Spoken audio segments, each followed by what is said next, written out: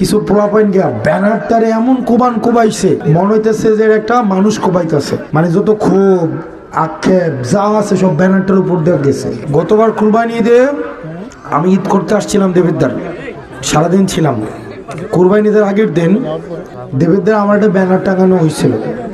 Banner টাঙায় না ঈদ মুবারক জানায়া, তো পোলাপাইন শখ করে একটা ব্যানার টাঙাইছিল যে হাসনাত আবদুল্লার পক্ষ থেকে দেবিদ্দারবাসীকে ঈদ মুবারক জানাই।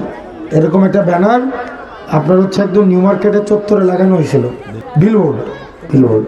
কুরবানি ঈদের আগের দিন বিকালবেলা কিছু পোলাপাইন গিয়া ব্যানারটারে এমন কোবাইছে মনে হইতেছে যে একটা মানুষ কোবাইতেছে, মানে যত ক্ষোভ আক্ষেপ যা আছে সব ব্যানারটার উপর দিয়ে গেছে।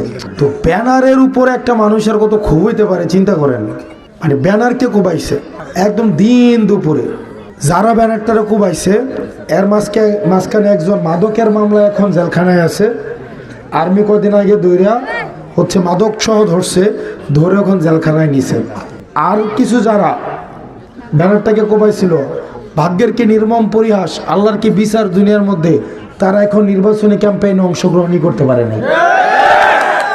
আমি কিচ্ছু বলি নাই, আমি এটা মিছিলও করি নাই, আমি কোনো এটা নিয়ে কিচ্ছু বলি না। আমি শহীদ ভাইয়ের একটা ফোন দিয়েছিলাম যে ভাই আমি তো দেবিদ্বারে একটা ব্যানার লাগানোর আমার কি একটা অধিকার নাই, আমি একটা ব্যানার লাগাইছি, ব্যানারটা কোবায়া ফানা করে লাইছি।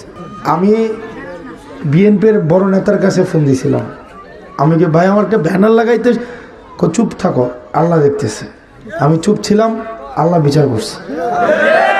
ঠিক একইভাবে গতকাল রসুলপুর ইউনিয়নে আমার নিজের ইউনিয়নে আমার খাইয়েরে আমার ব্যানার আগুন লাগাই দিছে, বুঝছেন, কেরোসিন ঢেলা আগুন লাগাই দিছে।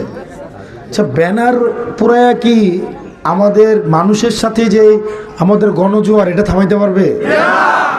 মানুষ ব্যানার দিয়ে কি ব্যানার দিয়া পুরায়া পোস্টার ছিঁড়া আমাদের কর্মীদেরকে ভয় দেখায়া আমাদেরকে থামাই দিতে পারবে? আপনারা যারা ব্যানার পড়তেছেন, আপনারা যারা আমাদের কর্মীদেরকে মারতেছেন, বরকামতা 8 নম্বর ওয়ার্ডের আমাদের এক কর্মীরে গতকাল রাতের বেলা হচ্ছে আক্রমণ করছে। আপনারা দুনিয়াতে অনিষ্ট করবেন, আপনারা জমিনের উপরে বিশৃঙ্খলা করবেন, আপনাদের বিচার আল্লাহ করবে। আপনারা আমাদেরকে মজলুম বানাচ্ছেন, মজলুম আর আল্লাহর সাথে সরাসরি সম্পর্ক। মজলুম যখন করে দুঃখ প্রকাশ করে ওইটাই আল্লাহর দরবারে পৌঁছায় যায়। আপনাদের অভ্যাসবশত যেই ধরনের জালিমিপনা করছেন এগুলার বিচার আল্লাহ আপনাদের জমিনে করবে এবং জনগণ জমিনে করবে ইনশাআল্লাহ। যাই হোক, আপনারা নাস্তা টাস্তা করছেন সকালবেলা? মনে তো হয় না, নাস্তা করে চলে